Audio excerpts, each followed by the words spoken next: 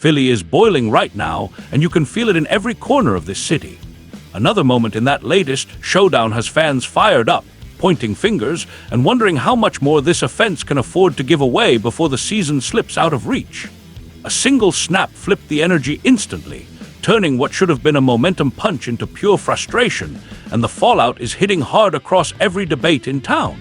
The pressure is building, the mistakes keep stacking, and the patience in this fan base is running on fumes. Hit like, smash subscribe, and stay right here, because we're breaking down the moment everyone's arguing about and why it might be the spark Philly desperately needs. I've got to open this one by talking about the man who finds himself right in the center of this latest storm, the man whose name has been echoing across Philadelphia talk radio since the moment that flag hit the turf, Jordan Mailata. And let me tell you, when a team is stuck in a 3-game losing skid, every mistake feels magnified, every penalty feels catastrophic, and every leader suddenly becomes a lightning rod whether they asked for it or not. That holding call on Mailata, the one that wiped away an A.J. Brown touchdown in Week 14, became the symbol of everything that's gone wrong with this offense.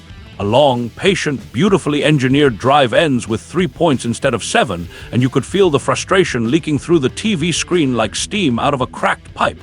That 4-point swing, it mattered. It really mattered. But here's the thing that sticks with me. Mailata didn't hide. He stood there, answered the questions, and insisted he didn't think the call was a penalty. And I hear that, I really do.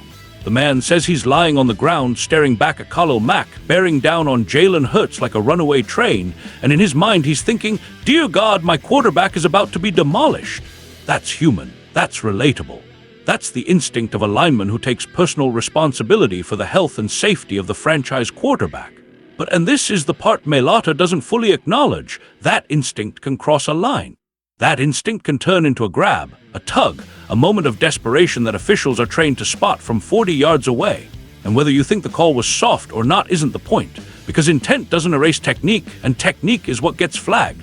Listening to Rob Gregson break it down only confirmed what I already felt. This was a 50-50 call that simply didn't go Philadelphia's way. You can argue ticky-tack all day long, and honestly, you'd have a fair point. But Gregson said something that hit me right between the eyes. There were other snaps where Mailata could have been called for holding and wasn't. That's the NFL. That's the game within the game. Every lineman wins a few, loses a few, and prays the flag stays tucked in the ref's pocket when the technique gets sloppy. Mailata rolled the dice on that rep. He lost. That doesn't make him a villain, but it doesn't make him a victim either. What frustrates me most about all this is the way fans treat these moments like they're the sole deciding factor in the outcome. I've said it 1,000 times, and I'll say it again right here. One call has never won or lost a football game. Not in Week 14, not on Monday night, not ever. The Eagles had chances before that hold. They had chances after that hold. And yet the entire conversation has zoomed in on Mailata like he's the reason this offense has been sputtering for a month. Let's be honest with ourselves, this unit has been a blunder waiting to happen. Drives stall. Assignments get missed, chemistry disappears, confidence wavers. Mailata's penalty didn't cause those problems, it just exposed them. And as I process everything, the skid, the finger pointing, the frustration boiling over, I keep coming back to leadership. Jordan Mailata is a leader.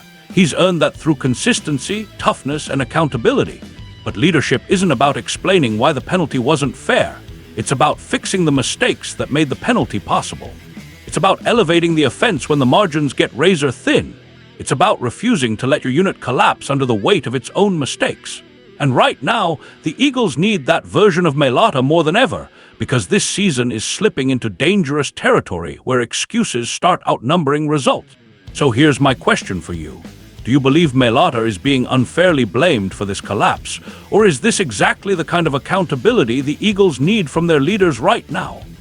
Drop your thoughts in the comments, hit that subscribe button, smash that like, and stay locked in as we break down every twist and turn of this Eagles season together.